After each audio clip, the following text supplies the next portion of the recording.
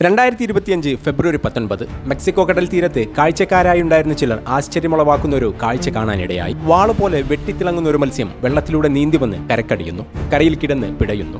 അതിനെ തിരിച്ച് വെള്ളത്തിലേക്ക് തന്നെ പറഞ്ഞുവിടാൻ ശ്രമിച്ചെങ്കിലും പരാജയപ്പെടുന്നു. ഈ സംഭവങ്ങൾ അവർ മൊബൈലിൽ പകർത്തി സോഷ്യൽ മീഡിയകളിൽ അപ്ലോഡ് ചെയ്തതോടെ വളരെ പെട്ടെന്ന് വൈറലാകുന്നു. അത് ഓർഫിഷ് ആണെന്നും ഓർഫിഷിനോട് ചേർത്ത് കുറച്ചു മുമ്പ് സമുദ്രോപരിതലത്തിൽ കാണപ്പെട്ട ആംഗ്ലർ ഫിഷിനെ കുറിച്ചും വലിയ ചർച്ചകൾ നടക്കുന്നു. 3000-ഓ 4000-ഓ അടി അല്ലെങ്കിൽ അതിലധികം താഴെ സമുദ്രത്തിന്റെ അടിത്തട്ടിൽ ഇരുട്ടിൽ ജീവിച്ചു വരുന്ന ഈ മത്സ്യങ്ങൾ അവരുടെ ആവാസ വ്യവസ്ഥ വിട്ട് ഉപരിതലത്തിലേക്ക് എത്തുന്നത് വരാനിരിക്കുന്ന എന്തോ വലിയ ദുരന്തത്തിന്റെ സൂചനയാണെന്നുമൊക്കെ വലിയ രീതിയിൽ വ്യാഖ്യാനങ്ങൾ വരുന്നു.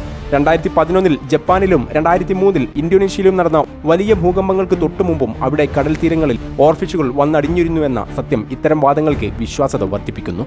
ഏതായാലും പ്രകൃതി മനുഷ്യനോട് സംസാരിക്കുന്നത് ഇത്തരം ചില സൂചനകളിലൂടെയാണ്.